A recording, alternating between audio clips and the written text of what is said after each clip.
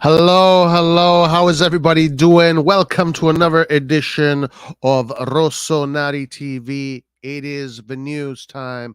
We're going to be talking about AC Milan and all the news that revolves around AC Milan. Like always, like every day, we have some new bits and pieces of information. The puzzle is getting clearer and clearer every day. Not really, but there's always something to talk about. Always something to talk about every single day. Jerry downloaded an antivirus so he can safely pirate Moneyball. That's right. Error code 01010111. This is the new digital age. This is the age of AI from the great owners and great coaches of AC Milan. And now AC Milan is run by the robots, the cyborgs. AI runs AC Milan. Hopefully they can do a good job. That's what we're all hoping for in the end of the day. So nothing much has changed from yesterday. Some good things that I think are quite positive that I like a lot. Other things are kind of similar. Nothing has changed much. So we do have some updates regarding some of the players that we are linked to.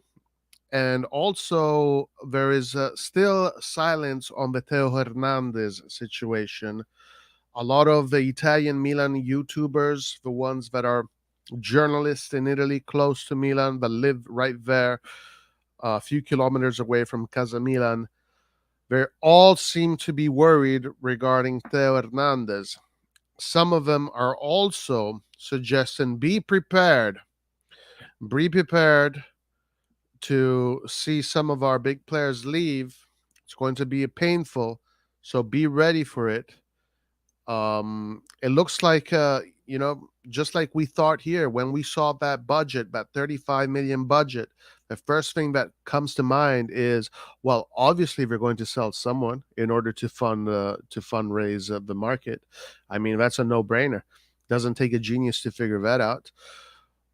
And it looks like now the Italian YouTubers from Milano are saying the same thing. And Theo Hernandez looks like a player that, is very well sought after. Now, as far as the Magnan front, we do have some updates regarding the Magnan front. It looks like Magnan has sent a message. They have sent a message to. He has sent a message and a little bit of let's say a love message towards the Milan universe. But let's see how that goes in the end. But it cannot be excluded, guys, that also Magnan might be one of the sacrificial lambs for this market.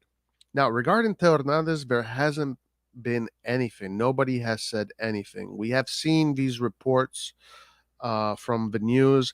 Pellegatti was extremely worried yesterday. I've never seen Pellegatti so worried. He was very worried because of the silence that is coming through, especially. So apparently there has been communication regarding Magnan, saying that Magnan is not going anywhere. But on the Theo Hernandez front, there is silence. So listen, let's do a little bit of a speculation here, guys. Let's do a little bit of a speculation. Out of all the players in Milan, Theo Hernandez is the one, the free spirit, right? He is the free spirit. He is the one that is the most outspoken, the one that will say whatever he wants. I remember seeing one of his press conferences. Man, that guy has character to sell, guys. That guy has a lot of personality, a lot of character. So he will say whatever he wants, and he thinks whatever he wants. He's kind of like Gattuso in a certain way. Um, Listen, I think if there's one player that bothered him the most, the whole firing of Maldini, it has to be Theo Hernandez.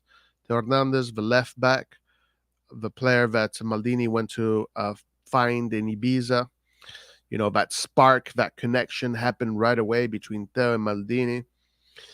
So if there is a player that is disgruntled and, feels like he's been betrayed by the club, it has to be Theo Hernandez above everybody else. Now, this club here, the American way of doing business, corporate America, no room for sentimentals, no room for emotion, no room for souls. It is the AI cyborg making the rules. So Theo Hernandez, just like Maldini, is nothing else but a robot that you can just let go without even caring too much about. I am speculating right now, guys. Don't take what I'm saying. I'm just putting two and two together. I'm trying to see what's going on with Theo Hernandez.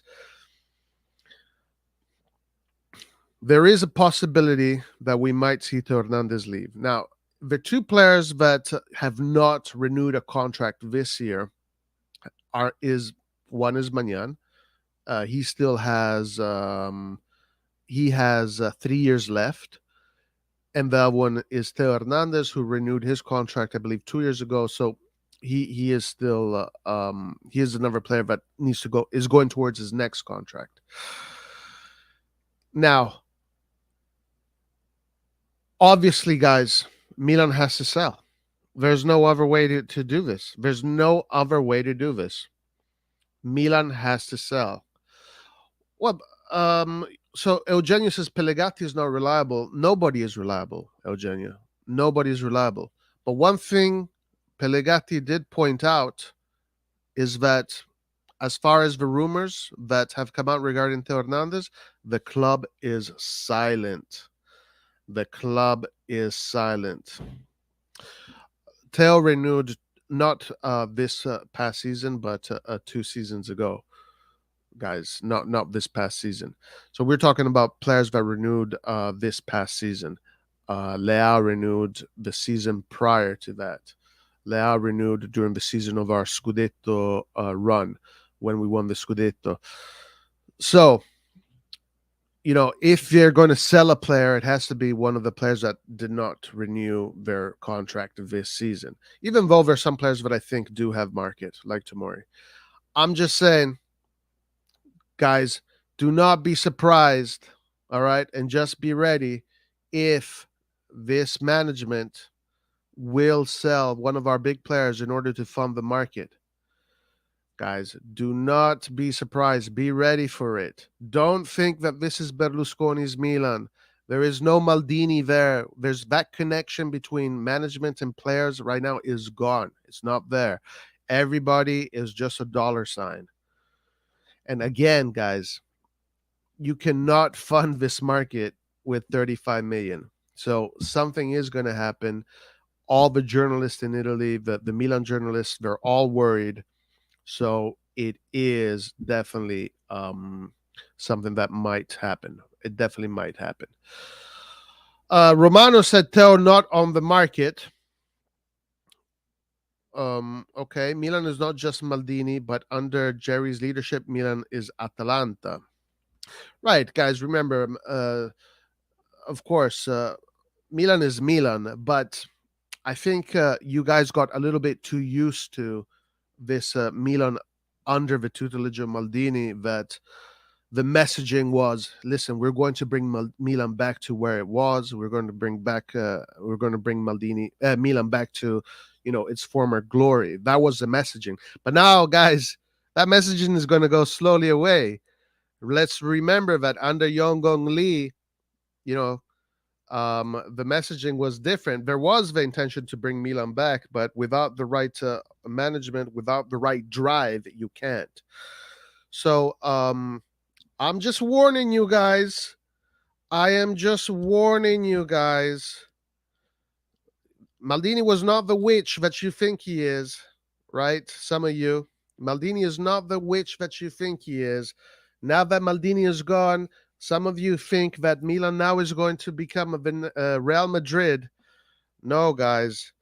Maldini was the only person in that club that was pushing Milan to strive for more.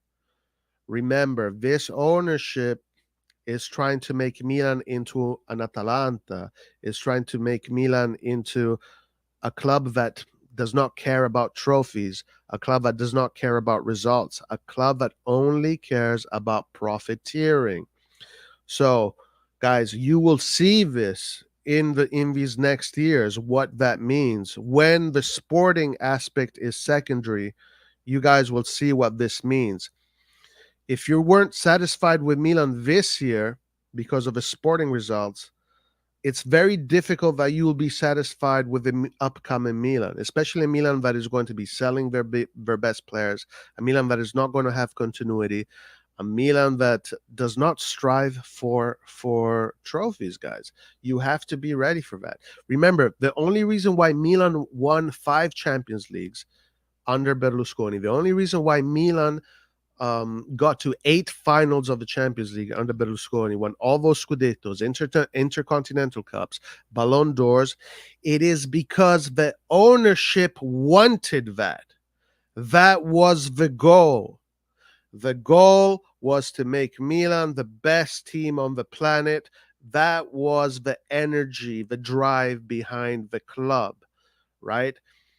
So, guys, what do you think is going to happen when the energy and the drive behind the club is not that, but rather it is just profiteering, build a stadium, sell the club?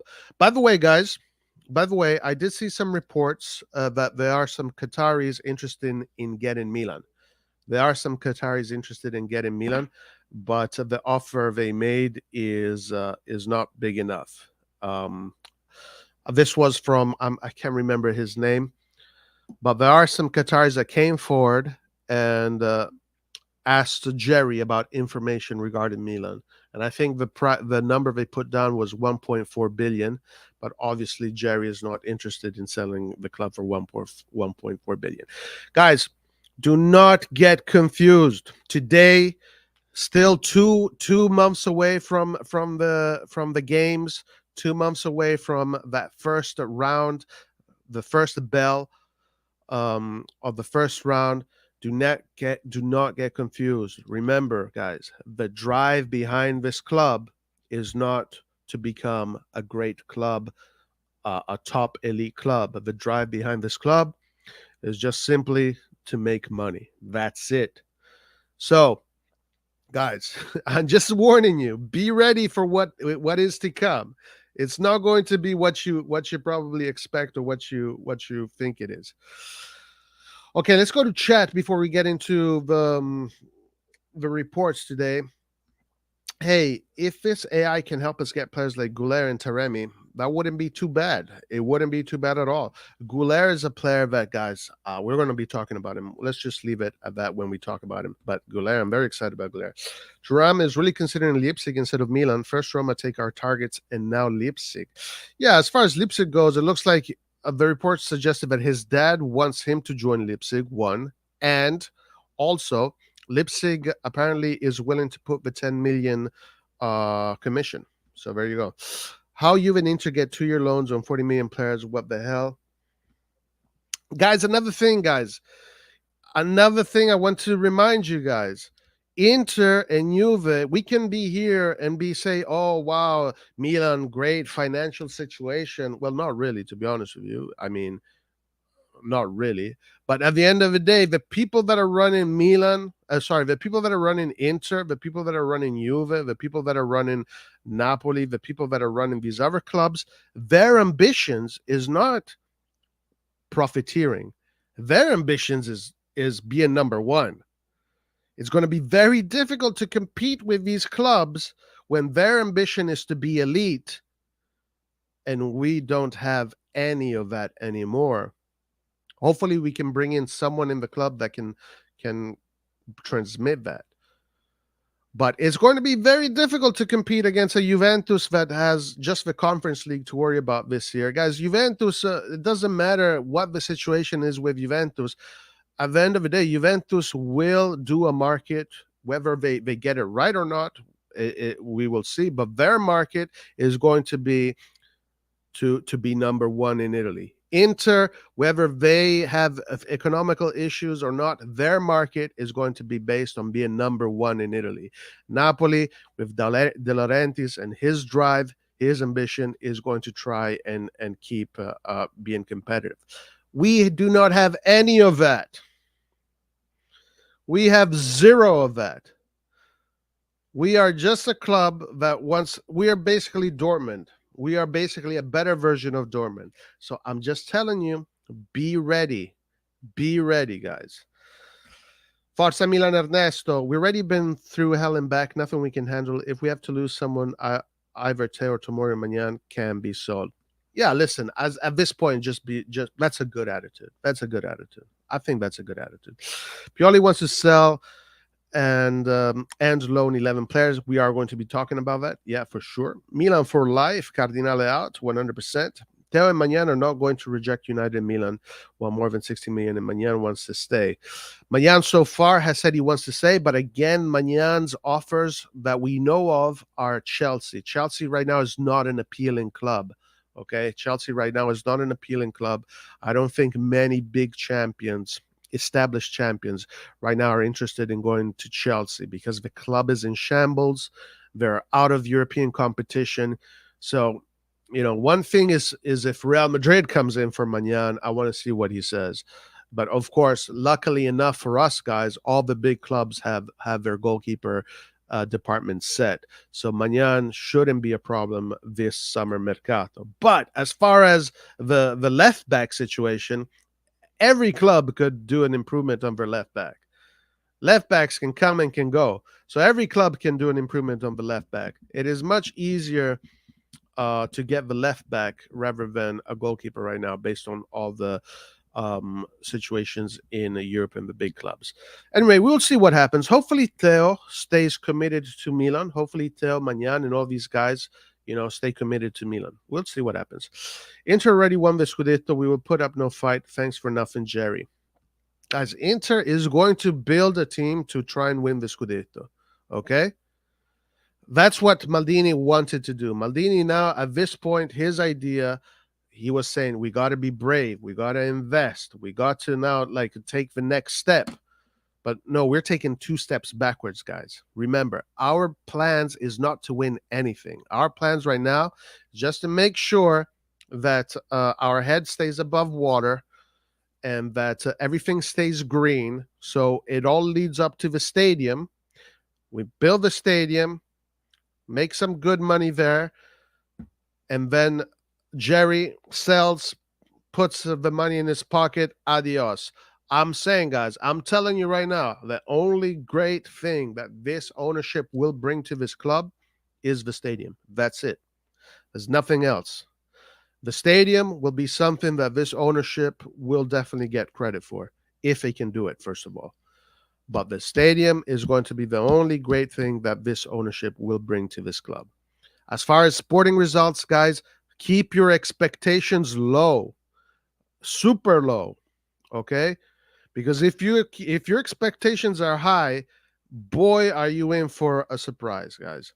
Because listen, I know football, guys. I've worked in football, and I know for a fact because I've experienced it that if a drive behind the organization, basically this, you are going to go as far as the drive behind the organization wants you to go. That's how these things work. Now, again, under Elliott had people like Gazidis, like Maldini, like Massara, like Boban, etc., etc. All these people here, these are people that are champions, right? Maldini, all these people are champions. Right now, there's no champions in Milan right now. There's a banker whose job is to negotiate contracts, and there's a scout, a 36-year-old scout that still needs to make his name in football. And then you have a guy that 3 years ago didn't even know that Milan existed. The owner of AC Milan, guys, I remind you, the owner of AC Milan, during the years of Berlusconi, that Berlusconi was winning Champions Leagues, Scudettis, Ballon d'Ors, that owner had no fucking clue this was happening. All right? So listen, be realistic. Juventus is going to kick our ass next year, probably, because the drive behind Juventus is superior to the drive behind Milan. Inter, they're going to probably kick our ass because the drive behind that team is going to be superior. Now, listen, I hope that doesn't happen. Of course, I hope that doesn't happen. I hope that Milan can build a team that is competitive and can maintain a certain level of competition. But also, I'm trying to be realistic here. I'm trying to be realistic. We can't believe in fairy tales. We cannot be believing in fairy tales the whole time, guys. Just because we're Milan and we have the red and black colors and we play at the San Siro doesn't mean that we are obligated automatically, we are the best. It doesn't work that way. You are as good as the drive behind the club. You are as fast as the engine that is in the car. If your car has the engine of a Ferrari, you're going to go as fast as a Ferrari. If your car has the engine of a Hyundai Accent, you're going to go as fast as a Hyundai Accent. That's the way things are. Now, of course, sometimes you can overachieve, sometimes you can underachieve. But let's be honest about things, guys. Let's not fucking kid ourselves right now. We're getting rid of about half our attack, but haven't closed any attacker. Yeah, let's see what happens with that. Guys, you need to realize that Milan is not just Maldini. Milan is not just Maldini, but the people that work in Milan are the people that make the difference. Pellegatti is not reliable. Roy, did you see the great performance from Ciao? Yeah, we will be talking about Ciao for sure. I don't blame these players for wanting to leave. I don't know if they want to leave, but let's see. Maybe they'll be forced to leave. Theo renewed last season. No, Theo renewed the season prior to 2 seasons ago. Milan is not just Maldini, but under Jerry's leadership, Milan is Atalanta. Rock says, sell Mike, he's injury prone. Other people are saying that. Yeah. Other people are saying that. Other people are saying that too. He still has 4 years. Romano said Theo is not on the market. Okay, I have not seen that. If he said that, maybe that's good news. Who was the original source for 35 million? That's what we know so far, guys. Last year was 50 million. This year it is we don't know, but these are the numbers. Last year, the numbers that came out in the news turned out to be true. So I don't think that there's any reason not to believe the numbers that are coming out right now. Fuck Jerry Skynet and Juan Maldini's and Arnautovic and booty cheeks. This summer from the first 11, nobody's leaving, just Messias on the bench. Just be chill. Listen, Ernesto. You got to be ready, my man. Okay? Got to be ready. You got to be ready. This is not. This is a different kind of Milan coming up, right? This is a different kind of Milan. Now, listen, you might be right, but this is not. This is a different kind of Milan. This is not the same Milan as before. This is, and there's absolutely zero indication that this Milan is a Milan willing to strive to be at the top. There's zero indication that this next Milan coming up, this next reiteration of Milan, is the same Milan that you fell in love with, and the reason why you fell in love with this Milan. There's zero evidence of that so far. The market hasn't even opened yet. I think we should wait a bit before making hastily conclusions. I'm just being prepared, guys. I've seen worse. I've seen worse. And also, guys, listen again. Like I I don't know how to tell you guys. Like when it comes to football, I don't know. I've so much experience in football in many different ways, and I have an ability to read certain situations and certain things, and there's certain things that you just know. I'm gonna repeat this one more time, guys. Your car can go just as fast as the engine that's in it. Okay, that's it. Basically, um, let's put it this way: Maldini in this engine was a turbo. We took out the turbo. There's no more turbo. All right. So hopefully we put another turbo in there. No one here is debating Mike is the best goalkeeper in the world. It's to sell one of our big players because it's going to happen. Yeah, that's what I don't want to see. To be honest with you, I don't want to see Milan sell its big players because it sends out such a weak message. Teams that sell their best players in order to fund the market, these are second tier teams. So of course I would not like to see that happen. Hopefully it doesn't happen, but there is nothing that suggests that won't happen.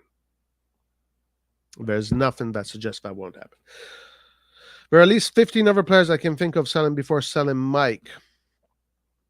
Yep, absolutely. No doubt about that. Roy, I read Twitter that Thuram rejects Milan. Is it true? I hope he does. And guys, another thing, guys, like what the hell is up with this Thuram situation? Like, why are we even putting out in the news that we're willing to give Thuram the highest wages in the team? Like, isn't this enough of a red flag to tell you how incompetent this management is? Like, you're going to give Thuram the same wages as Leao, plus bonuses, plus 10 million to a guy that has not won anything in his career yet, a guy that still today, as we saw in the France game yesterday, is still behind Giroud in the pecking order in the national team. You're going to give him you're going to give him basically the highest wages in the club. Bruh, you give the highest wages to players that deserve the highest wages. Thuram is what, 25? He's had he had one good season this year in the Bundesliga. The 2 seasons prior were nothing special. This was the first season that he had a decent season. And then aside that, what has he achieved? How do you justify giving this man the highest wages in the locker room? Bruh, man, Milan is a mess, guys. Milan is a mess. It is a mess, guys. When you put it together, this club is a mess. Yes, but they're not going to generate as much profit compared to Milan or Theo, unfortunately. It is really crazy to think that people fought and still think Maldini was the reason of our ugly mercato last summer when he had so little to spend. Yeah, when you have so little to spend, the margins of error are very small. So of course you're going to make mistakes, especially if you're not, you're not. You still need experience, right? And everybody is allowed to make mistakes. I wonder if Moncada and these guys, when they make their mistakes, what the media is. The difference between Moncada and Furlan is that they're allowed to make mistakes because they're yes man. As long as you're a yes man, you're allowed to make mistakes. But if you diverge a little bit from the ambitions of this club, then you're axed essentially, and that's why we knew that Maldini was never meant to be in this club, in this iteration of the club. Thuram is nobody I would rather sign is that. Listen, Thuram, okay, bring him to Milan, sure. Bring him to Milan, but don't give him the highest wages of the freaking locker room. All right, listen, let's get into some of these reports. Let's start with Kamada first, because Kamada is a player that we were linked with, and this is the new reports regarding Kamada. Daichi Kamada is just one step away from AC Milan, as the medical has more or less already been scheduled. So, guys, if this is true, this is our first quote unquote major signing. In fact, before the end of the month, the midfielder will complete his move to the Rossoneri. Milan have had an agreement with Kamada for quite some time, but his agents need to complete some paperwork before the parties can proceed. In any case, the timeline for the signing has now become clear. According to Nicola Ciccarini, Kamada will undergo his medical and sign the Milan contract before the end of June. He will earn 3 million per year until 2027. That's what Thuram should be earning. That's what Thuram should be earning, 3 million per year, which is reasonable. Figure seeing he will arrive on a free transfer. This past season, Kamada found the back of a net 16 times for Eintracht Frankfurt across all competitions, and he also assisted 7 goals. Good numbers. He will be the direct replacement for Brahim Diaz, who has officially returned to Real Madrid. So it looks like this is going to be our first signing. Now, this is not Monca. This is a Maldini signing. It's still a Maldini signing. Um, like I said, when we looked at this player, when we analyzed this player, he's very similar to Çalhanoğlu. So basically, it's kind of like we're going back to that type of player, which worked well for Pioli in the attacking midfield position. Pioli has his own ways of looking at football, and that attacking midfield position in Pioli's system is a very particular position. He needs players that are hybrid midfielders that can play basically an advanced midfielder with some offensive attributes. Kamada, being 26, 27, already experienced in Europe, should be able to join Milan and contribute. I don't know if he will, feel the pressures too much. We did see a player like Origi, who's 26, 27, completely fall under the pressures and completely fail and flop. So again, they could happen to Kamada. Probably not. Probably Kamada will be able to give his contribution fairly fast. Again, Kamada is not the kind of player that is going to come and make Milan into, a European winning team, but he's definitely is going to bring depth that we need for sure. And that is maybe one of the biggest things that Milan needs, aside from the increasing the quality of the first 11 is mostly the depth. And of course, guys, Ismail Benacer not being available for half of the year, you're going to need a midfielder that can cover for Ismail Benacer. Kamada could be a good solution, very much in line with a Pioli prototype cam. I think this signing here makes sense. Is it a super exciting signing? Absolutely not. Is it a good signing? Yes. Let's see if it happens. It looks like it's scheduled to happen. This might be our first signing of the summer session. Japanese work rate is second to none. Actually, one thing about him for sure that when I analyzed his footballing skills, his ability to recover balls is very good. Or he forgot his inhaler at Anfield. That is hilarious. Look at all the players we're linked to right now. Almost all of them aren't blockbuster, but very talented. The players that we're linked to right now suggest to me that we are not trying to win any trophies, but rather we're trying to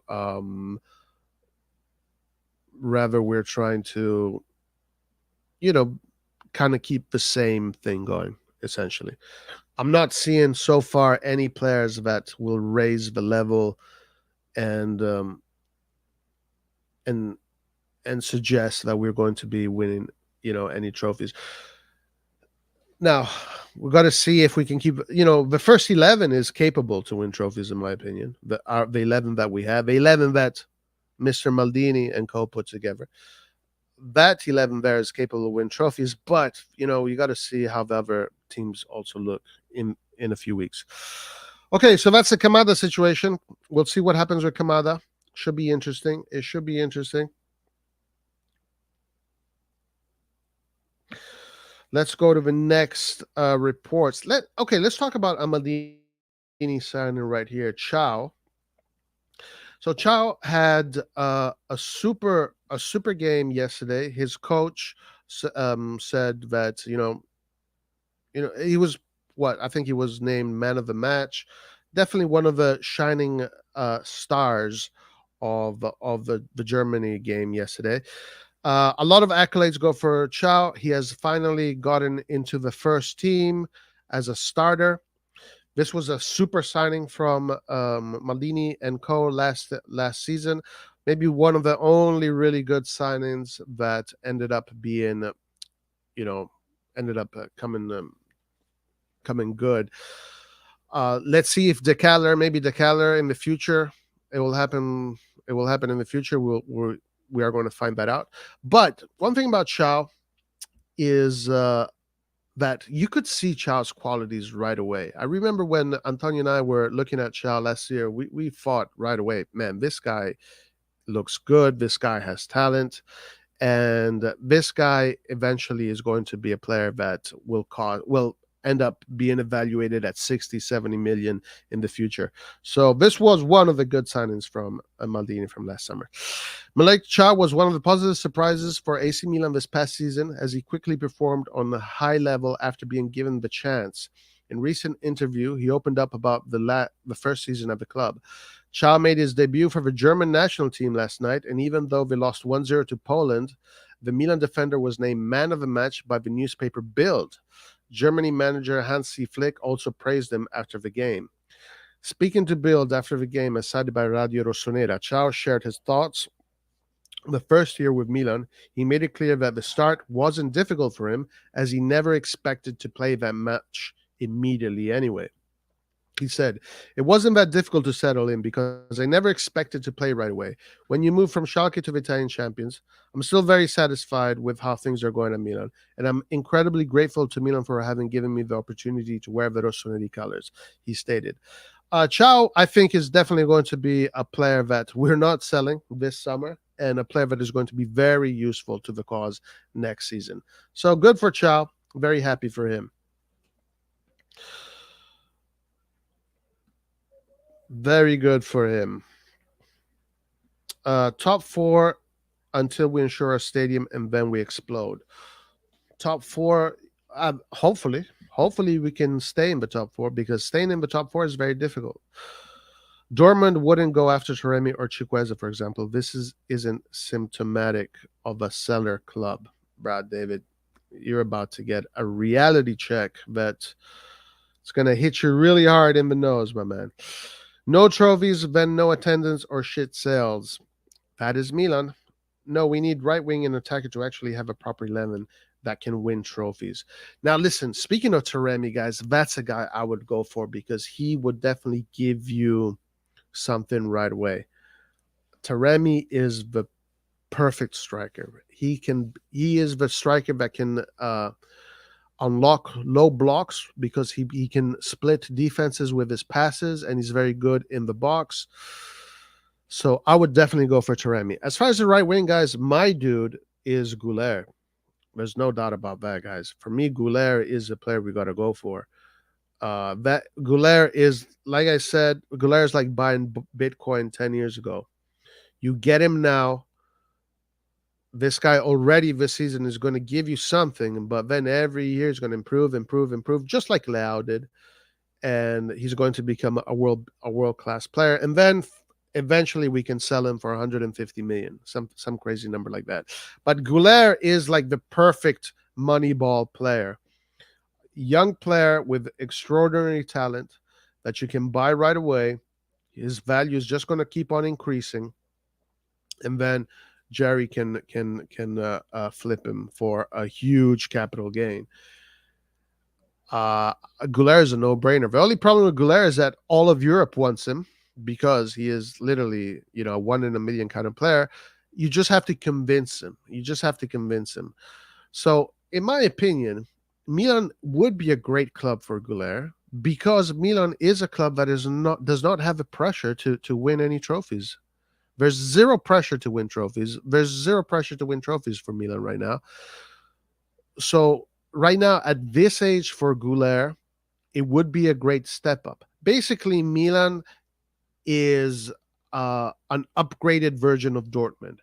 So I made this guess, right? I made this prediction. Guler is going to end up at Dortmund, like most youngsters do, and then he's going to be sold for 100 something million to like a Real Madrid and Man City. But since we are going to become the new Dortmund, and we are a more pedigree Dortmund with more, let's say, with more appeal, I would say, I think AC Milan would be a great destination for Guler. And also the quality of the team would raise. Now, if Chukwueze came to Milan, I think we would get a good player, but we're not going to get a world beater with Chukwueze. We're not going to get a one in a million kind of talent with Chukwueze. We're going to get a good player that is going to contribute and can become a really valuable player. And same thing with Reese Nielsen. You're going to get a good player, but is going to give you numbers, but not the kind of player that is going to make headlines, left and right. Not the kind of player that is going to, eventually be in the conversation for Ballon d'Or. With Guler, you actually have the opportunity to get a player that one day is going to be in that conversation. Guler for me is something that needs to be done. It needs to be done. The only problem is, how do you convince him? You got to convince him. You got to give him a project that he thinks he can develop more and can grow.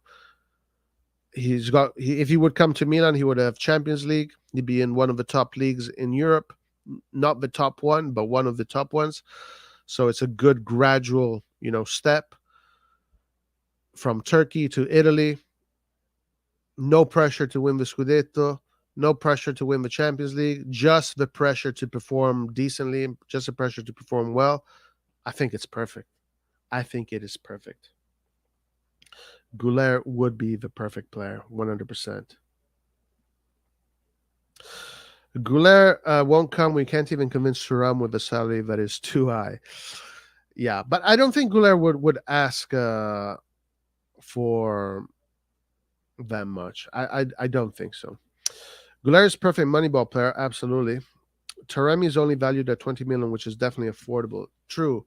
I think, listen, if you want to build a Milan next season that can compete on the field and is not going to destroy the locker room, get Taremi, get Guler. These two players here will increase the quality of the team. These two players will increase the quality of the team. Thuram, that will destroy the locker room. There's zero chance that Thuram comes to Milan and all of a sudden he's the boss of the locker room and he's the best player in the team and he is the top alpha dog. There's zero chance that happens. Chukwueze, again, he's going to come. If he comes in, he's a good talent, but he's not one of these one in a million gems. He's not one of these one in a million gems. So like Vice Verasquilla existed last year's Mercato, this year the Vice Verasquilla of the Mercato is Guler. Hopefully we do get Guler, guys. Hopefully we do. People say we won't miss Maldini, but we can't convince anyone to sign. Yeah, of course, guys. It's going to be more difficult to sign talented players because, when Frulani calls you, when Moncada calls you, it's one thing. But when Maldini calls you, it's a whole different thing. That. So, of course, guys, if you have 3 calls on weight, right? One of them is Mourinho, one of them is Guardiola, and one of them is I don't know, Pioli. Obviously, guys, Pioli is in the, he's the one that is the lowest in the pecking order. But if it's Maldini there, it's completely different. Yes, it's going. You guys are going to see the difference. There's no doubt about it. There is going to be a difference. No doubt about it, guys. No doubt about it. Okay, so let's talk about these players that Pioli wants to axe from the team.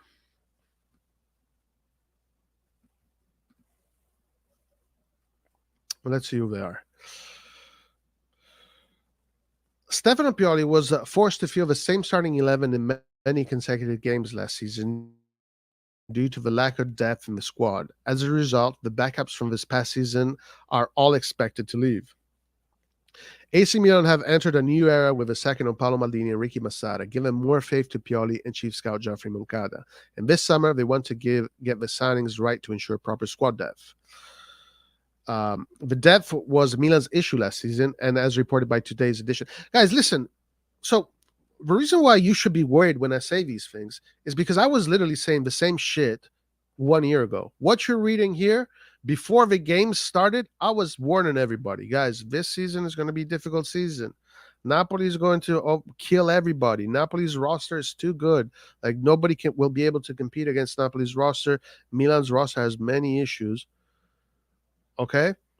So when I'm telling you guys, be ready. Don't get your hopes too high. I'm not joking, guys. I'm not joking.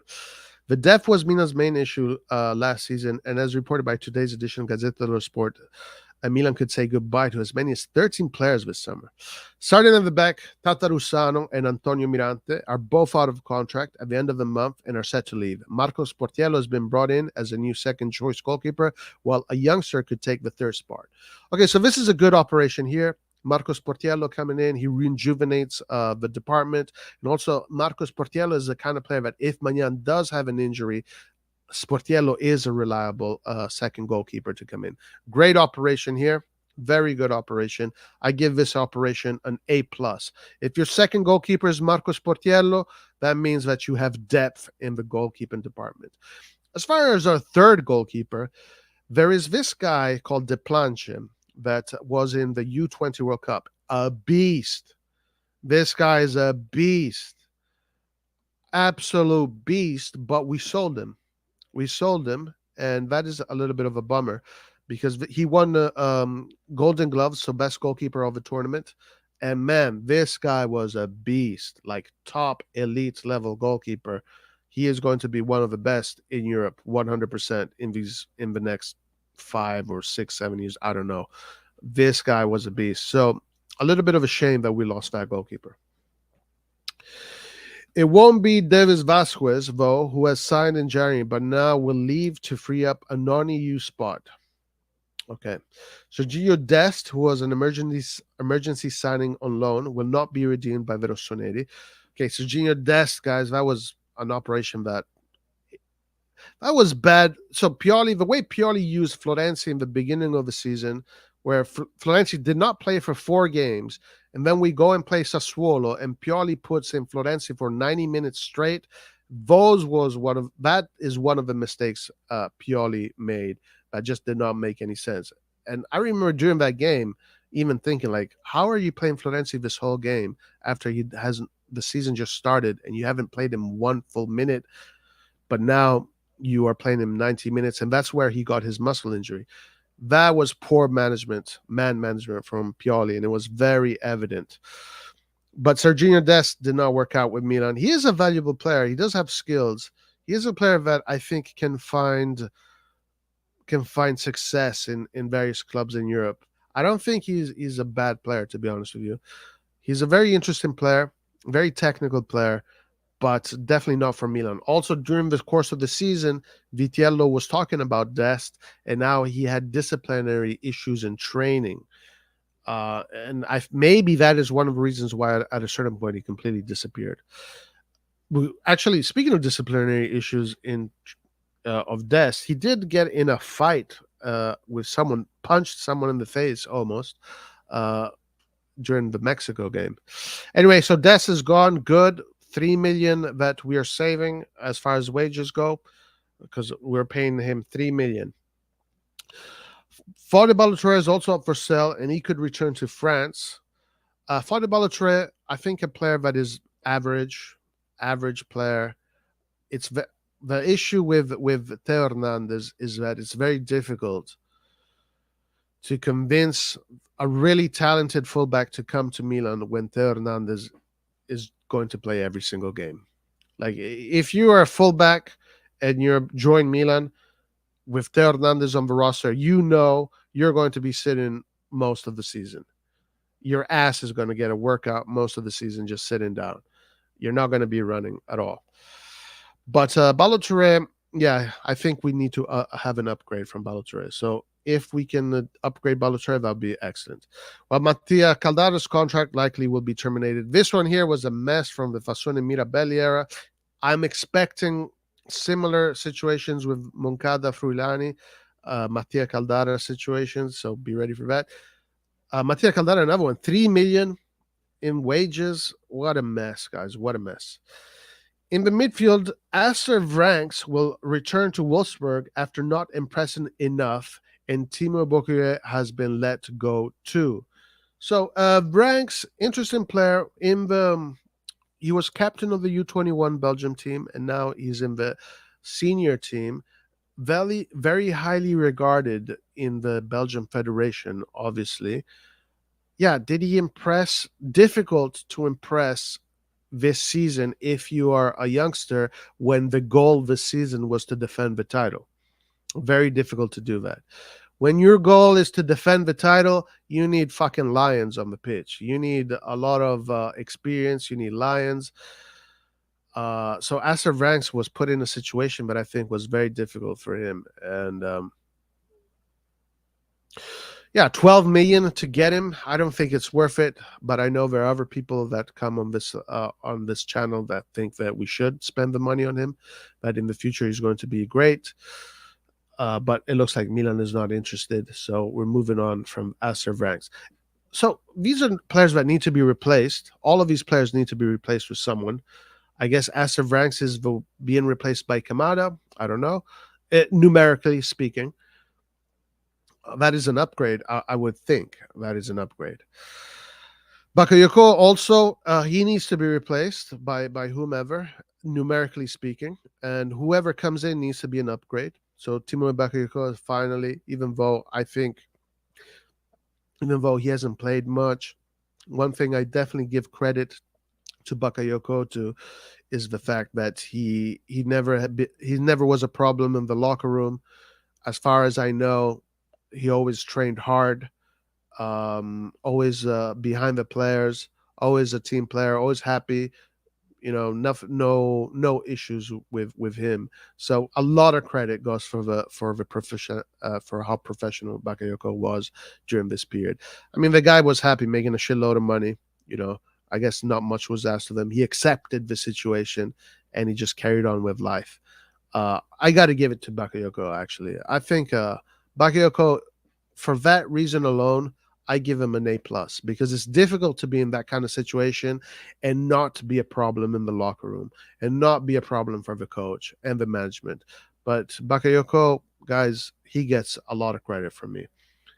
Yassine Ali could also leave. Yassine Ali, guys, I don't know. I don't know what to say about Ali. During the summer friendlies, he always looked like the best player on the pitch. Unfortunately, Milan got the CDK thing going, and because CDK was a big investment, there was more pressure to play CDK.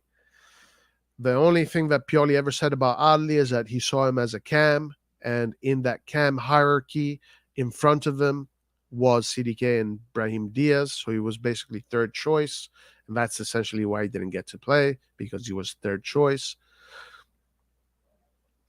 I don't know what to say about Ali, guys. I wish we had more information about him, but we don't. You don't know whether or not he would have been a flop or a top because we never saw him play. One thing for sure, the human resource management of Ali was a flop. That is 100% sure. Undeniable about that.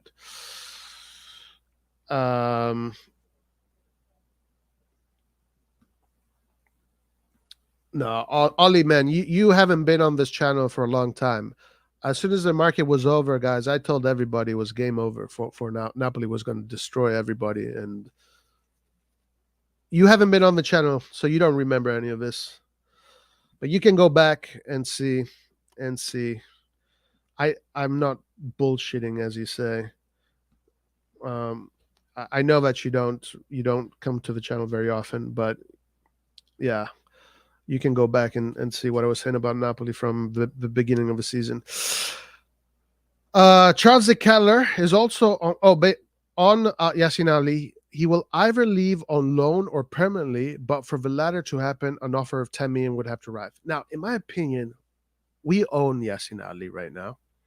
I would actually not sell Ali. I would send him out on loan to actually analyze what he looks like in a competitive setting. Kind of do like a Colombo-esque kind of operation.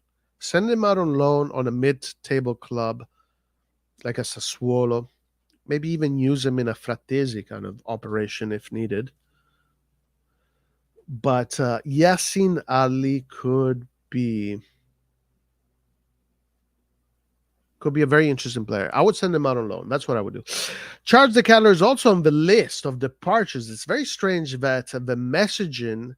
Check this out, guys. Check this out. So reports came out saying that Pioli has no more interest in de Kettler, that he is out of his plans. Right? This is what the reports were saying, but nobody in the club came out and said that was not true. Nobody has said that, as far as I know. So it looks like de Kettler, it really is out of the plans now, and his departure might be imminent. So Charles de Kettler is also on the list of departures, but Milan need an offer of 28 million to avoid a capital loss, hoping that a club from the Premier League will step forward.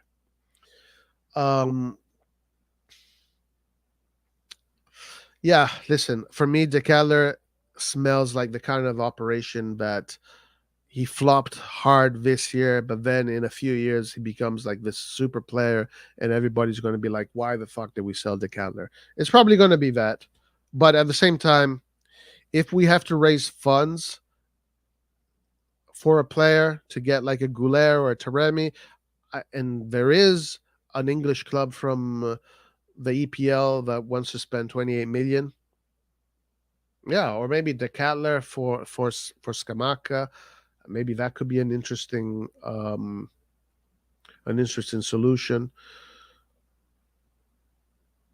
I don't know. We'll see what happens to the calendar. But I do have a feeling deep inside that in a few years, de Kettler is going to be a kind of player that people are going to regret if we sell. I do have this feeling because we've seen these kind of things happen so many times.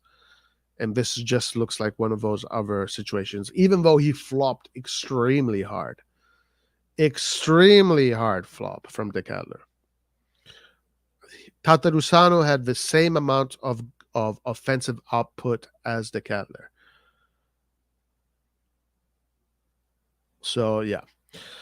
Brahim Diaz, of course, he has already officially left the club. Guys, today Milan is weaker without Brahim Diaz, believe it or not, because Brahim Diaz was a player that won us big games. I mean, he was very instrumental in some important games, and his goal contribution was what, 15? So right now we are minus 15 goal contributions in this team.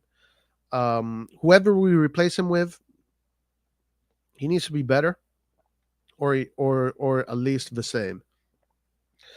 But I don't miss Brahim Diaz because that operation was garbage for me since the beginning. It's like I hated the fact that Real Madrid was using us as their garage. That was so, in footballing terms, condescending in a way. Up front, Rebic and Divock Origi are expected to leave and could both move to Turkey where they have suitors. Yes, both these players need to go. Both these players do not bring anything anymore. Ante Rebic, he lost his motivation to be Milan the day that Leao overtook him in the pecking order. It was very visible to see that Rebic at this point, it's good for him to move to another club. It'd be better for him because if he stays at Milan, he'll just be a bench player and a disgruntled bench player. So Ante Rebic is a player that I think is time for him to move on. And again, you have to replace Ante Rebic with someone who I don't know. We'll see. Divock Origi, super major flop operation. This is one of the Maldini operations that to me made zero sense. It's like this guy never been a prolific striker, never been an impressive striker. Why get him in the first place? I definitely did criticize the management for getting Origi. Now you can say same thing with De Ketelaere. You know, if you give him a full preseason, which does make a difference, by the way. If you give him a full preseason, maybe that will give him a better opportunities to perform, and maybe he can prove the doubters wrong. But just in general, I would like to see an upgrade from Divock Origi. I like to see an upgrade right there. Um, Divock Origi should be playing in a team like Fiorentina, maybe, or something like that, or Atalanta, maybe. I don't know. I guess we are the new Atalanta, so maybe Milan is a good place for him. But yeah, I would like to see a new player. Then players that here are not mentioned are Salamakers. Reports are saying that Salamakers is on the market. And also people suggested that Salamakers, he wants to leave because he's not playing. So I would say that Salamakers could be a player that you can sell and fund the market with. We do have players from the Primavera that you can bring up at this point. Again, if the ambition, if there's no pressure to win the Scudetto, then yeah, bring up the Primavera kids. Messias, another player that took out Milan out of all his socials, so it looks like Messias is out of the door anyway. Then what is happening with Gabbia? Who knows what is happening with Gabbia and what his future looks like? Kjaer is another one. It looks like Milan needs to go through a whole rebuilding phase. We have a very strong 11. We do have a very strong 11, minus Benacer because he's injured, minus Brahim Diaz because he's not there anymore. So, to be honest with you, we have a very strong 9. Well, if you put Krunic in there, it's a very strong 10. But you do need to upgrade the striker position for sure. I think Taremi would be an upgrade. No, Taremi is definitely an upgrade, no doubt about it. And then you need someone on the right. My first pick would be Guler. My first pick is Guler because he is basically this season's Vice Verasquilla. So a lot of operations need to be done. A lot of operations need to be done. It will be quite interesting to see how this happens and how this will unfold. Very interesting. Pioli is not the coach. Zero tactical knowledge, zero player development knowledge. I don't know, man. Like if you look at, the thing is, look, I will always disagree with this because players do not develop in 1 year. Some do, but many of them take time to develop. And you can't say that Pioli hasn't developed players when, in 4 years we saw major improvement of Leao. Look at Leao from 19 to 23, 24. His improvement has been fantastic. Leao even credits his improvement to Pioli. Tonali, his improvement has been exponential. Kalulu's has been exponential. All the youngsters' improvement in this team that when they're brought in as youngsters, it has been exponential. The thing is that because last year our goal, our duty was to defend the title, what happened? What I always say about there's no time to wait. You don't have time to. You need players right away. And when you put in a youngster and you see that he doesn't perform right away, you blame the coach, right? It's like it's the coach's fault that the youngster didn't do his job right away. But there's out of 10 youngsters, maybe 2 of them are capable of coming to you right away. Even Ciao, he even said he didn't expect to play right away. He needed time to settle. He needed time to figure things out. And then slowly by slowly, he was integrated in the team when the opportunity arises. This is how things work in a football team. Like these are normal procedures of a football team. But then you do have some players that are extraordinary talents, very young, that you can use. Arda Guler is one of them.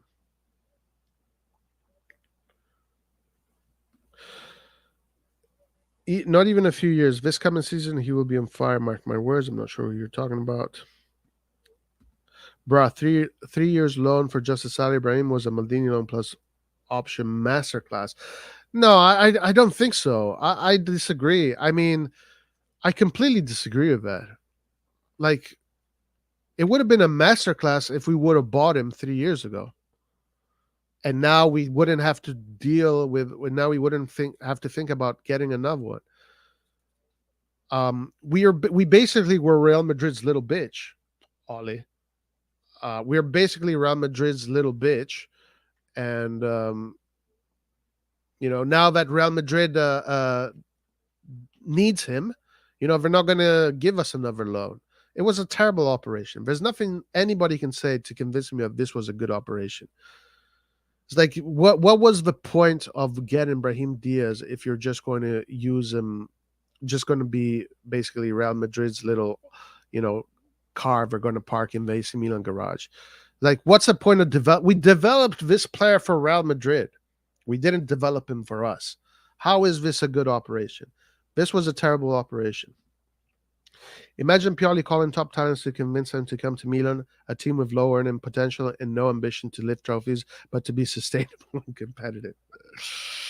Yeah, that's true. It's very true.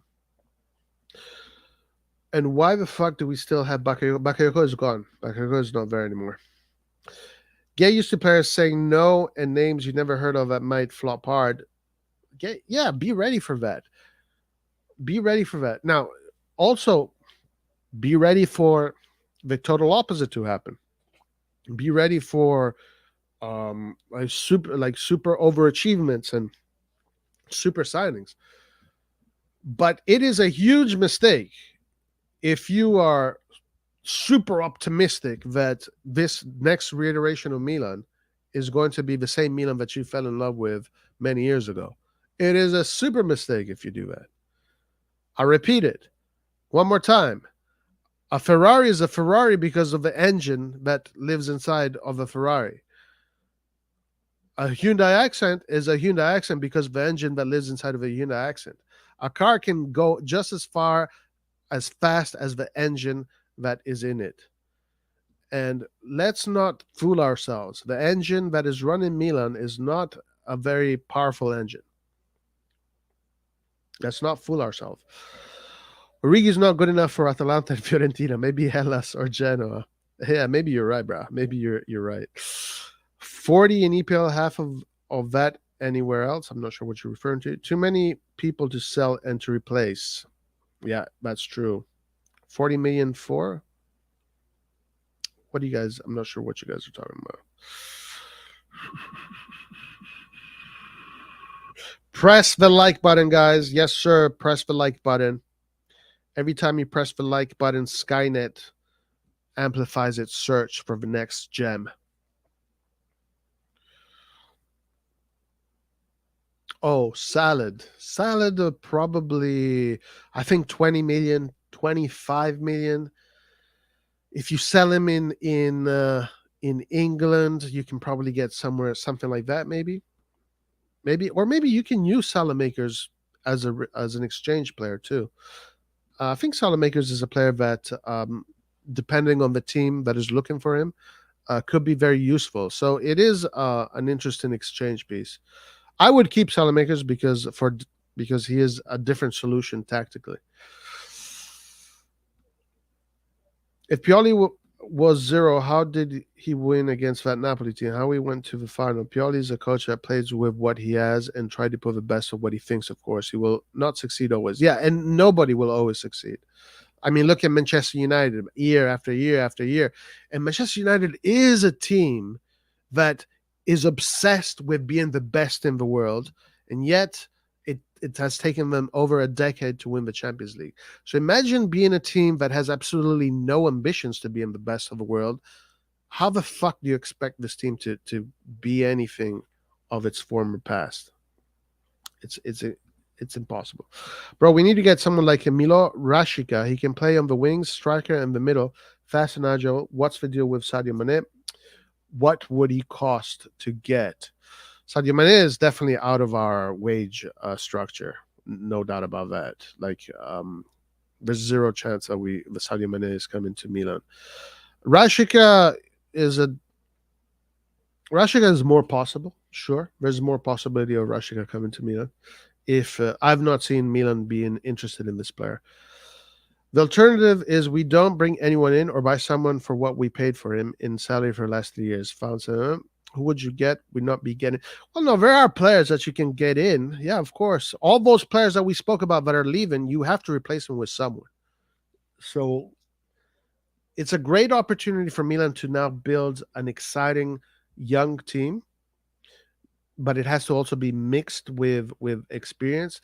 We already have a very strong core. Don't dismantle the core. That's what I say. Don't dismantle the core, but replace all of these players with young, hungry players that are going to motivate the first 11 to be even better, and they're going to push the first 11 to be even better. And then maybe we can talk about a competitive team that can give you problems, give the other teams problems. We basically rented Brahim like an enterprise car. Yes, Toyotas. Well said. Brahim got a Scudetto and 3 straight years of UCL qualifications. Not Maldini's fault that Elliot and Jerry was cheap as fuck. Well, I'm not necessarily blaming Maldini for the Brahim operation, but it is a bad operation. It is a bad operation. It would have been a good operation if we kept him and developed him. Brahim never wanted to be with Milan. He always wanted to go back to Real Madrid. This was evident and clear from the beginning. And Real Madrid, Real Madrid was just waiting for the right moment to bring him back. Listen, in your opinion, it was a good operation. In my opinion, it is a shitty operation that just makes us look weak. It just makes us look weak as a club. Daichi Kamada is a done deal. Personal agreement done. It looks like Daichi Kamada, yes, will be joining AC Milan before July. So it should be close to being a done deal.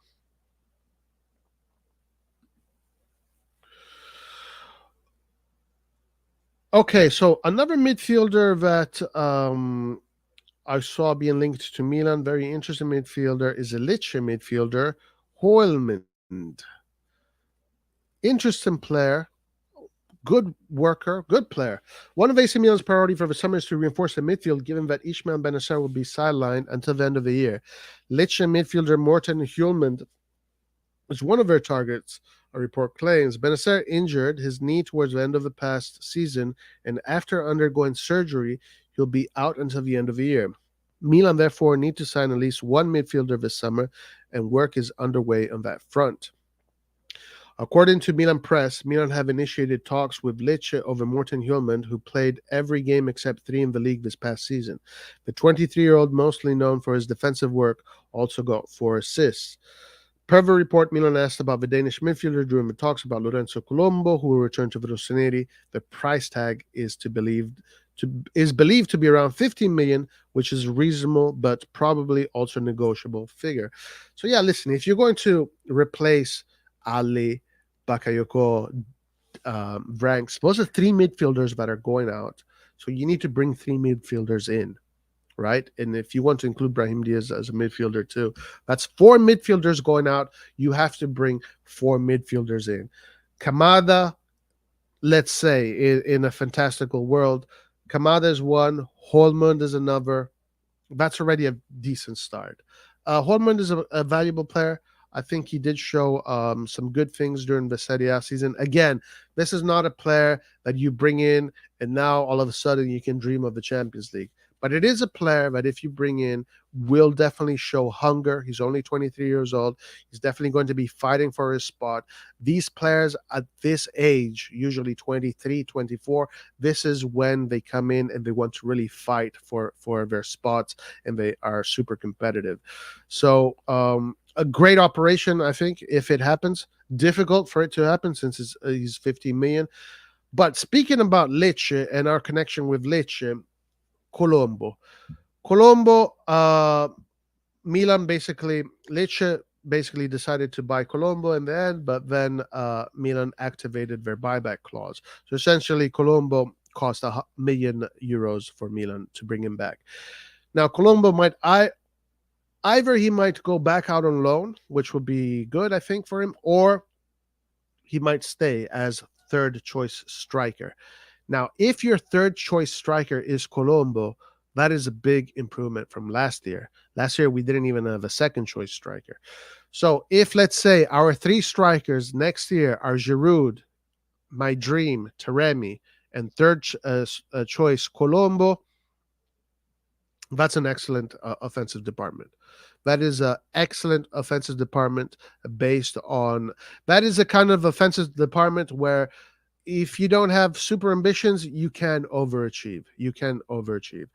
But it's a realistic offensive department. You can't have a third choice striker that is, a well-known name. Your third choice striker has to be a youngster that is still making his way up through the ranks.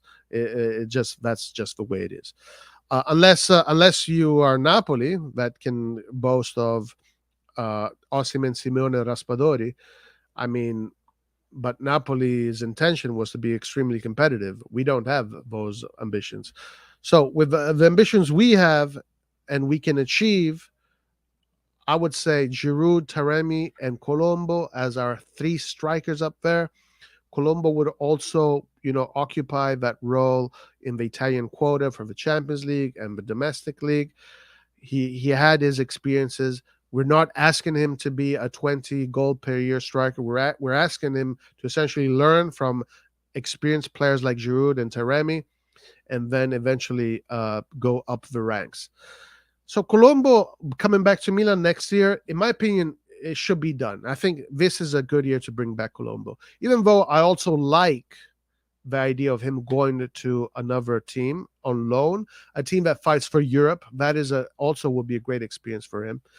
I gotta say, the way Colombo has been managed is excellent. And honestly, guys, if I was a Real Madrid fan, and I looked at how Real Madrid managed Brahim Diaz's career, I'd be ecstatic. I'd be like, wow, look at my favorite team. They got one of our prospects. They parked him in one of the greatest football clubs in the history of the game, and we developed him, with AC Milan. He's won a Scudetto. He's got to a semifinal of the Champions League. Now he's ready to come back. Real Madrid live in a completely different stratosphere from Milan. For us, we have to look at Lecce. Real Madrid, we are Lecce for Real Madrid. That's how bad things are right now. That's how bad things are. But for us, it's a different situation. So the way Colombo has been managed from Serie B, 2 years in Serie B, to the Serie A, it's been fantastic. This is how you do it. This is how you develop youngsters the proper way. This is how you develop a youngster that is going to give you long-term success. Step by step. You do not force it. When you force things with youngsters, 90% of the time, it does not work. But if you do things step by step, it does work. And I think the next development phase for Colombo is either third choice striker for AC Milan next season, or put him again on loan on a team now whose ambition is to try and fight for the 10th spot in Serie A or the Conference League, etc. So, yeah, I'm very happy with how Colombo has been, the development of Colombo. I would give AC Milan an A+ for how they have managed Lorenzo Colombo. Now, to add on to that, Nasti, another player that Milan is also doing a great job with, is Nasti. Nasti was sent out after his Primavera experience to Serie B, so he's had one full year in Serie B. Good year in Serie B. Not a prolific striker in Serie B, but definitely a good experience. And now there's an idea of now basically bringing Nasti to Lecce and Nasty would essentially be Lecce's new Colombo. Yes, guys, I love this. This is how you do it. This is how you do it. And then when these players are ready, you can bring him into the club and you can put him behind strikers like Giroud, like in my dreams, Taremi, and then they can eventually learn and become top level strikers for AC Milan. I'm all about the step-by-step approach rather than throw them in the deep end right away, because when you throw 100 people in the deep end, only a few of them can swim, right? And only a few of them will survive. Most of them are going to drown. But if you teach 100 people how to swim first, and then you throw them in the deep end, most of them are going to survive. So I am for that approach. I'm 100% for that approach. Haitian Montana, thank you for the super sticker. Really appreciate it. Maldini, bring him back as a third choice cam. Listen, let me tell you something about Maldini. I really like Maldini as a football player. I think he definitely has talent. He has skill. Obviously, he needs to grow. He needs to definitely improve his intensity. The intensity of his game is not good enough. But the experience that he had in Spezia was decent, even though it ended with an injury. That was probably, negative for him. Maldini is a player that they're probably going to let go because of his name and the bad blood now that is tied to this ownership and the Maldini name. There's bad blood there. So I'm assuming that they don't want anything to do with Paolo Maldini, and they're going to get rid of Daniel Maldini. But one thing is for sure, one thing is a fact, Daniel Maldini would have been better than CDK this year. Daniel Maldini would have been better than CDK. Keeping Daniel Maldini would have been a better solution than having CDK in the team. Yeah, I would love to see Daniel Maldini continue this development process. I like the fact that he was again, I really like how they're developing the youngsters, but unfortunately, I feel like Daniel Maldini is going to be sold, or we're going to get rid of him simply because of his name.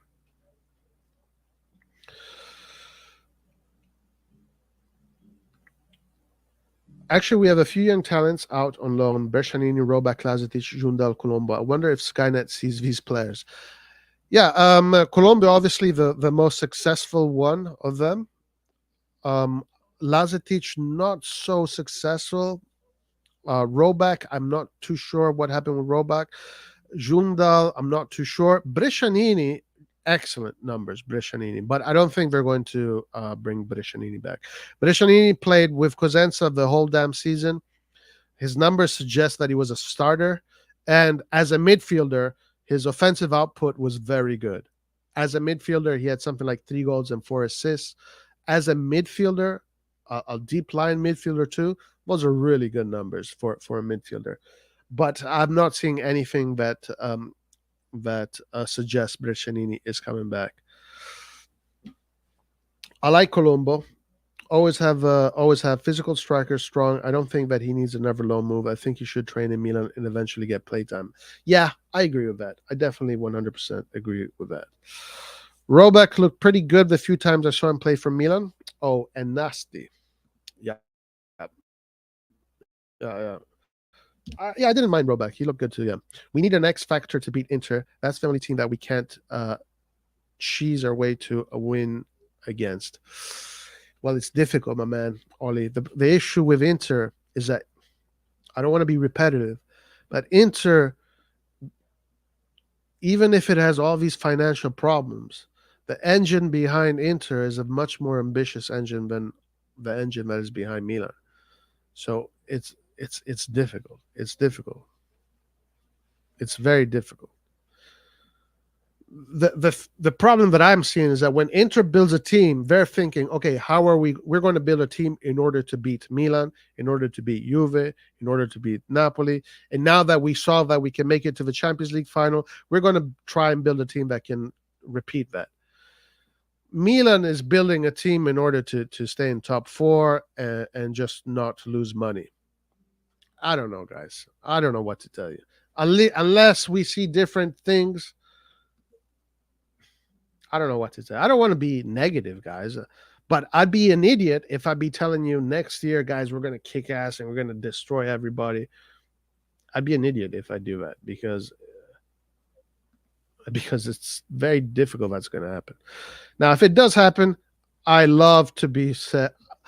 My dream next year, guys, my biggest dream for next year is for the people that are here listening to me and to the channel during the month of June is let's say in October, November.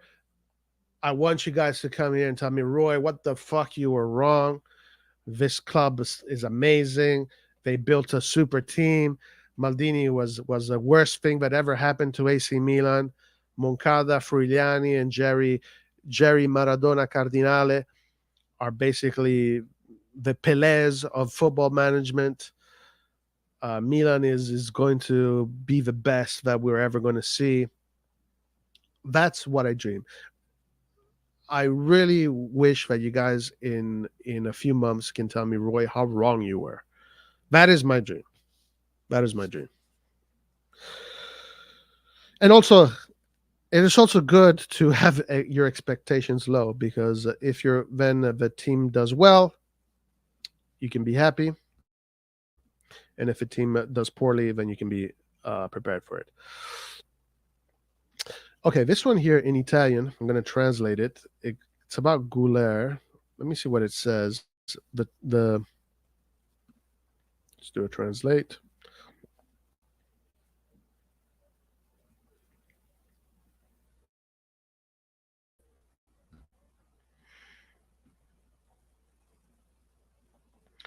Well, okay, it says Guler has a 70 million clause. Milan, what are you waiting for? Arda Guler is tempting to half of Europe. Fenerbahce talent has all the credentials to do great things. Young age, numeri di alta scuola, so good numbers and a price within the reach of several mid to high end clubs. Mid to high end clubs, perfect. Arda Guler is tempting to half of Europe. Fenerbahce's talent has all it takes to do great things. Young age, great numbers, and a high price, and a price within the reach of several medium high end clubs. No one has bet on the boy despite a more evident growth in the last 2 seasons. Man, what an opportunity, guys. If we miss this opportunity, then we're idiots. Clause within reach. Milan could withdraw could get him by paying the release clause of 17 million euros, but at the moment there are no surveys by the RossonARI. The talent born in 2005 is able to act on the cam position as a glue. Okay, as a link up from midfield to attack, sometimes even covering the role of a backwards director. So kind of like a Pirlo, according to this report, even though he usually plays mostly from the right. Natural left-handed, he's left-footed. He's able to guarantee goals and assists. It's no coincidence that the Rossoneri will have to invest in a way to look for it. This guy is a great replacement for Brahim Diaz, who landed at Real Madrid, considered the Cutler, precarious condition, etc., etc.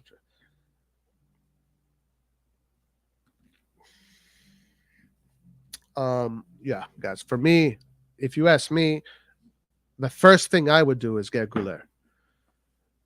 It is like getting Bitcoin 10 years ago. Get Guler right away. Don't wait.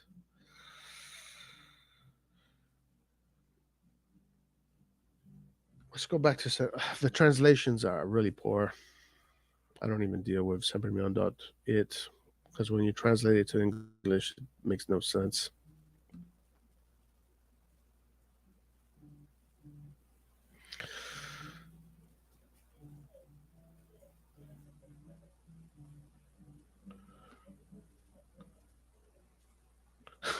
Me in October, Roy, you were right.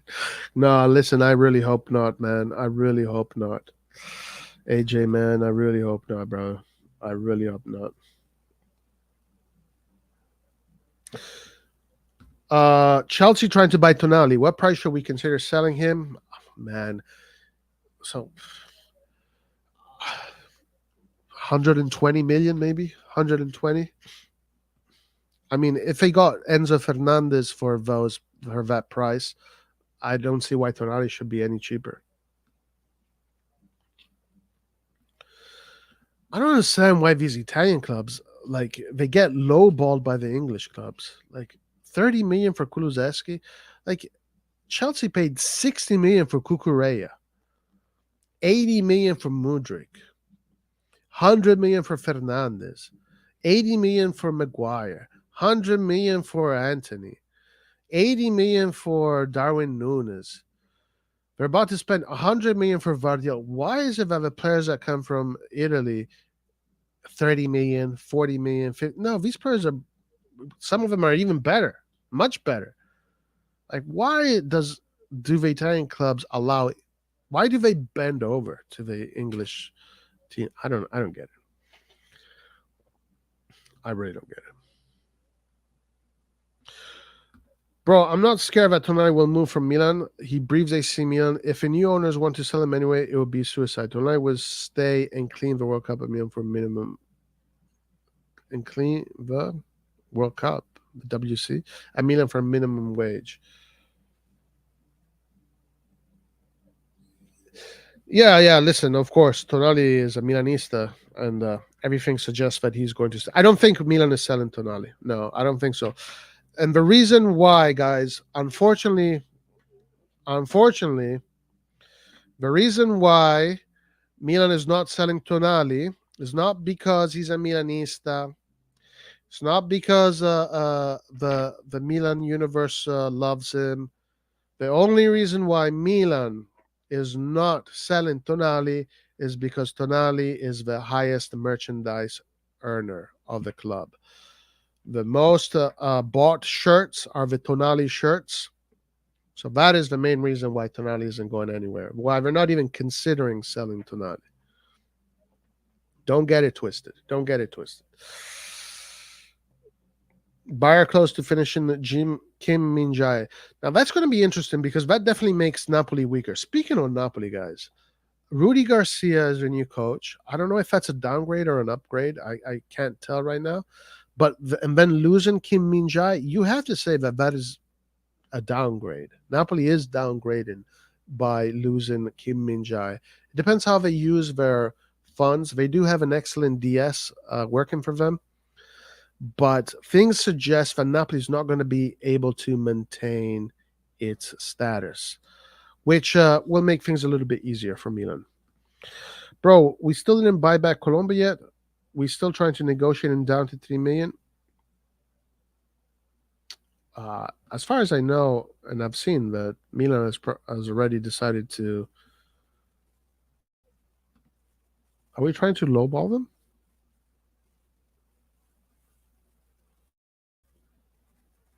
Now, as far as I know, Colombo is going to be. The buyback has been activated. I mean, I haven't read anywhere in any of the sports outlets, the Italian outlets. I read mostly Italian outlets. And then for the show, I go to Sempre Milan because Sempre Milan basically is a collection of all the different reports from the different websites, just translated into English. But I've not seen anywhere suggesting that Milan is trying to negotiate for Colombo. Rather, I've seen that they have activated the buyback and he's coming back. And then we're going to decide what to do with him.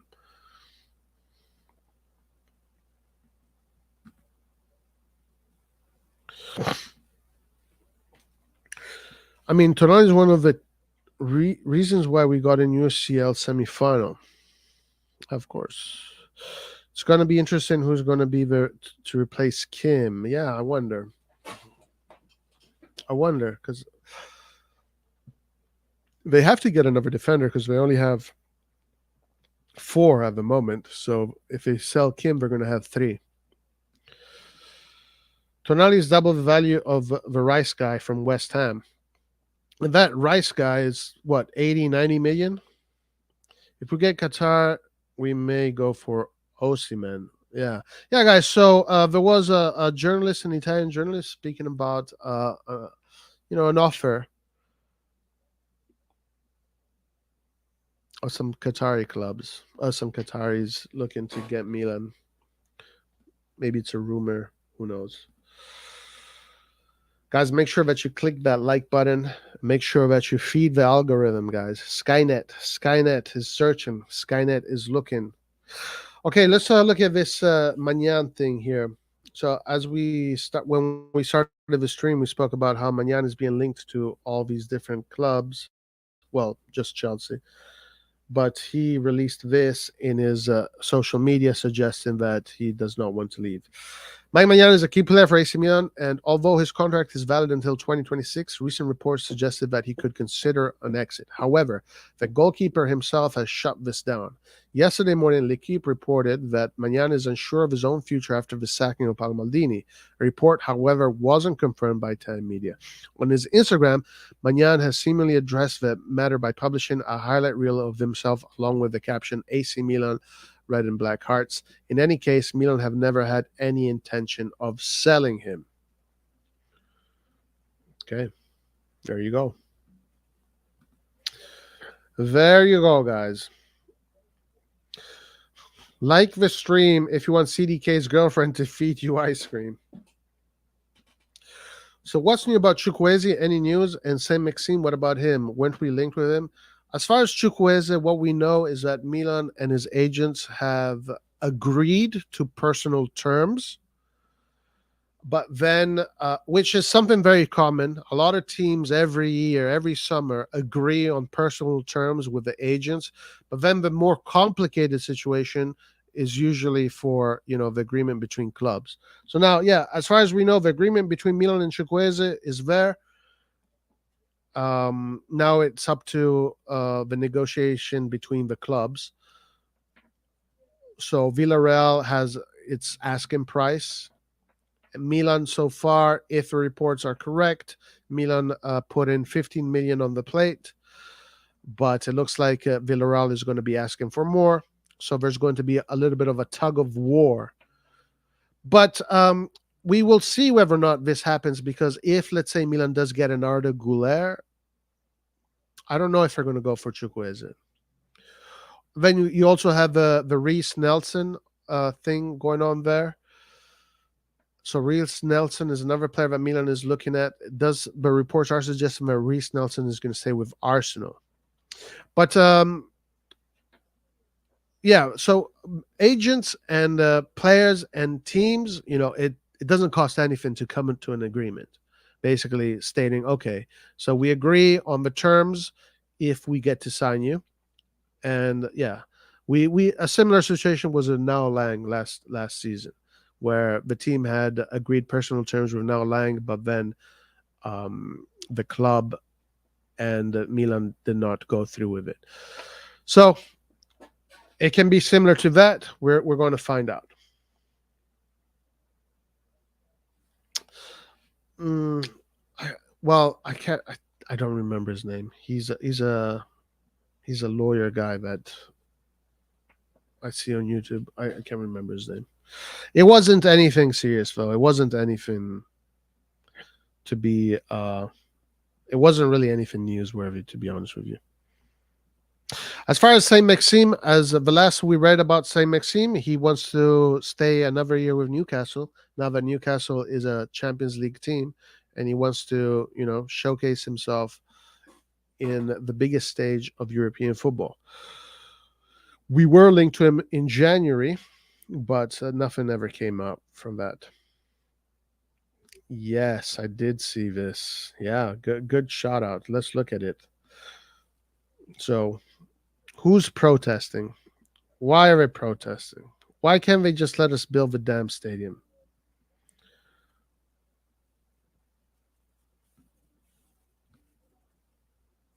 I guess that report is now part of history. Yeah, they're protesting. What? It's the Green. Well, it's the Green Party. Probably it's the Green Party. It's usually them.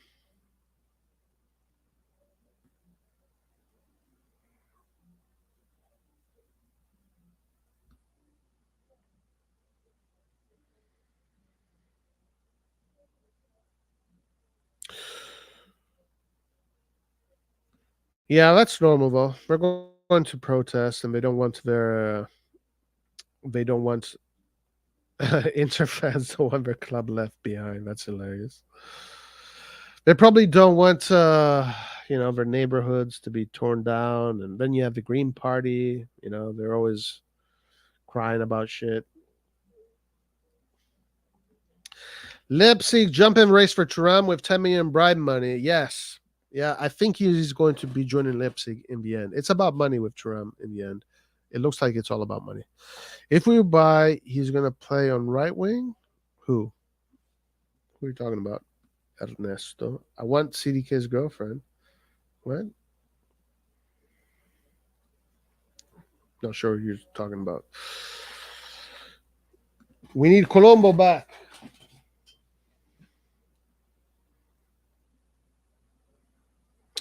Colombo. Guys, make sure you feed the algorithm. Like the button. Skynet is searching. Skynet is always hungry. Skynet is always hungry. John Connor is around the corner, guys. Skynet is looking. Feed the algorithm. Click the like button. Amazing how Serie A players are the most desirable players this summer. Just kidding. Charge the hell out of the EPL for our players. Exactly. Like, come on. Like, what the fuck? This pisses me off so much. Like, these players that play in the EPL are so crazily overpriced. But even the players that play in Germany, the players that play in Dortmund, like crazy prices. But then the ones that play in Italy is like 30 million, 40 million. If that same player, if Tonali was playing in fucking West Ham right now, he'd be worth 150 million. Bruh, these Italian teams piss me off. They piss me off so much. They said the protesters were environmentalists. Yeah, the Green Party. That's right. It's always them. Well, the Green Party has no power, so don't worry about it. In that case, build 4 stadiums. That's hilarious. Anybody who's not taking Thuram is winning. Yeah, for that money, 100%. Milan target list is getting longer and longer. This time it's Fabio Silva of Wolves. Yeah, I saw this right here. AC Milan are looking for a striker in the market, and chief scout Jeffrey Moncada, aka Skynet, is currently working at full speed on the matter. The latest name on the list is Wolves striker Fabio Silva. A report claims it's not exactly secret that the Rossoneri are looking to bring in Marcos Thuram on a free transfer, but the negotiations are difficult with fierce competition in the meantime. Moncada is also focusing on names for the future. This past season, the 20-year-old was on loan at Anderlecht and PSV Eindhoven, scoring 16 goals in total. Pretty good. However, Roma and Sevilla are also keeping tabs on the youngster, who joined Wolves from Porto back in 2020. They paid a whopping 40 million for his services. Wow, 40 million. And we are about to... Okay, so this kid here was paid 40 million. And now we have to fucking read on the news that Theo Hernandez is being linked to Manchester United for 60 million. Yo, the PR for Italian football, Italian players is outrageously bad. In the event of a sale, but a loan could perhaps be possible. Okay, this guy obviously is out of the Moneyball system. This one here is a little bit of a dodgy one. Yes, Moncada, Furlani, Jerry, aka Skynet. Haitian Montana, he is my number one pick. Arda Guler is my number one pick of the Mercato. Him and Taremi are my number one picks. Those two guys are going to be the two guys that are going to make me say, okay, Skynet uploaded the latest version of Moneyball, and it's working decently. Their neighborhood is going to appreciate by 20-30% if the stadium gets done. So believe me, those people don't represent the neighborhood. They're 20 green. Yeah, it's a green party, guys. I know. It's always them. They do that for everything, not just stadiums, for everything. And they have no money and they have no power, so it's just for the show of it. So there's nothing to worry about. Man, we've reported everything, brother. We've reported everything. Mayor wants the stadium to be Milan, not San Donato. Yeah, I've also seen that. Bro, I just joined. I'm about to leave. How long are you going to be on? We've reported almost everything. Chunk. Milan have jumped into the race for Fenerbahce prodigy Arda Guler. Guler's termination fee is around 17.5, a very comfortable figure given transfer market valuation is around 15 million. Let's do it. Let's do it. This is the one. This is the guy. This is the big opportunity of the summer. Arda Guler is a big opportunity of the summer. There's no opportunity better than Arda Guler this summer mercato.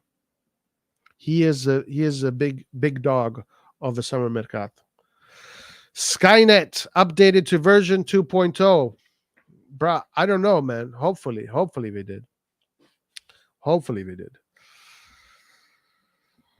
Okay, so let's see if any new reports emerged. Let's go to the Twitterverse. We covered everything for today. We're pretty much in a similar spot as yesterday. Of course, the market is going to go at a snail pace. What are you going to do about it? Can't really do much about it.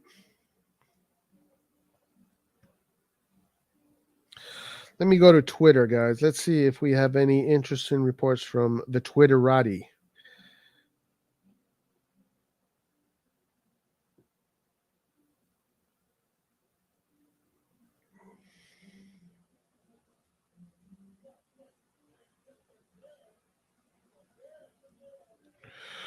Okay, here we go. No, nothing new.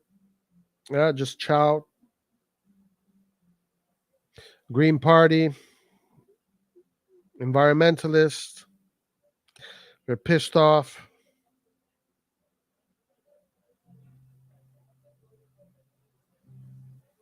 Chelsea plan to offer new offer for Magnan. Giorgio Furlani is the one who takes care of the negotiations. We already knew that. Kjaer played a full game. Chelsea has placed a bid of 60 million for Moises Caicedo, but it was rejected. Tonali is among multiple alternatives being studied by the Blues. Oliver Giroud, who is starting in front of Thuram, scored yesterday. Yeah, Leipzig joined in the race for Marcus Thuram. Guys, if Marcus Thuram wanted to join Milan, he would have already done it. Giannis Antetokounmpo, the basketball player, is a Milan fan. Nice. That's pretty cool. Or he's an Ibrahimovic fan.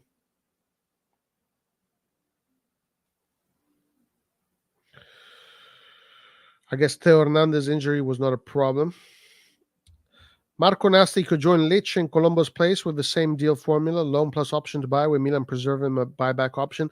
I love this. This Milan is doing an absolute fantastic job with these operations here. A+ to Milan for that. A+ to Milan. Regarding the Frattesi front, Sassuolo CEO Giovanni Carnevale, we have not reached an agreement with any club for Frattesi so far. He's highly requested in the Premier League, but unfortunately he wants to stay in Italy. But unfortunately. That means, unfortunately, he can't make as much money as he would like to make. Yeah, Milan have decided to trigger the buyback clause in Lorenzo Colombo's contract. Milan have offered Marcus Thuram a 4.5 million plus bonus year contract and an important role in Milan squad. Meanwhile, he also received a bigger bid from PSG. Okay. Yeah, guys. So that's it for today, guys. We covered everything there is to cover for today. What are you going to do? If we get Arda Guler, CDK will never play. Yeah, I'm fine with that. Arda Guler's playing style is similar to Paulo Dybala. Yeah, you're right. We're very close. 100%. Watch Mrs. play in front of Guler. That'll be terrible. According to Forbes, Milan is a European club with the third highest growth rate in team value in the past 5 years. Specifically, the value of Milan in 2023 has increased 129%. These are great things. Listen, one thing that you have to definitely give credit to the ownership is the whole, work, the branding work. But then again, guys, if you really think about it, Milan's branding, even today, is not that impressive if you compare it to, let's say, the branding of the other clubs, even like Juventus. I mean, just look at the numbers on the social medias. The numbers that Juventus have, and Manchester United and Manchester have, etc., Real Madrid, Barcelona. So Milan is just catching up, really. The work that Milan is doing now is the work that all these other big clubs did a few years ago. So it's you got to kind of also be aware of that too. But one thing about these guys and about Americans, they definitely know how to do the whole branding thing really good. Really good. Beto from Udinese would be a good choice for a striker. Yeah, we've looked at Beto a few times. Different opinions on Beto. We should make an offer for João Felix and Christopher Nkunku. Yeah, we tell him, okay, you want Tonali? Give us 50 million plus João Felix and Nkunku. And we'll take your Abramovich's yacht as well. Okay, guys. We're going towards the end of today's stream. A few more minutes left. Tomorrow, the warlord Kratos told me he's going to do a stream. Yeah, Kratos. So it's going to be one of those crazy streams tomorrow where you get to see this guy come at you. Pissed off Laird. Always angry, always pissed off, always fighting with everybody. Doesn't let anybody talk. Always tells people, I got to stop you there. I got to stop you right there. So watch out for tomorrow's stream, guys, and bring your helmets, bring your armor, bring your weapons. It's going to be that kind of stream. Jerry should be scrambling to get a talent like Arda Guler. We're talking about an enormous asset that can get you 100 million extra when you want to sell the club. Yes, Chunk. This is what I'm saying, Chunk. This is why I'm saying the Moneyball version that they have downloaded in their cheap ass laptops is from 2007. You know, they're too cheap to buy the new version of Moneyball, so they're still pirating the old versions. That's what's going on. There's zero excuse for us not to already have bought Arda Guler. Zero excuse. Arda Guler should already be an AC Milan player right now. I'm sure they're trying. I hope so, guys. I really do. I really hope so. Yeah. We can only hope. That's right. That's right. Anyway, so yeah, tomorrow, guys, the Kratos is going to do his live. I'm sure there's going to be lots of guests, a lot of fighting, a lot of different opinions. It's going to be a fun live. And also, of course, hopefully we have some new news, and we're going to be discussing the new news. But guys, listen, thank you so much for joining us today. Another newscast, AC Milan newscast. Antonio right now is on holiday. He's on holiday right now. That's why he's not here today. But Antonio will be joining us again soon for the newscast. And yeah, so let's see what tomorrow brings. And guys, remember, no matter what, Forza Milan, Forza Maldini, and Forza Skynet. I don't know. All right, guys, have a great day, morning, afternoon, night, wherever you are. And remember, like always, Forza Milan. Alla prossima, arrivederci, and ciao. Vincerai, non ti lasci!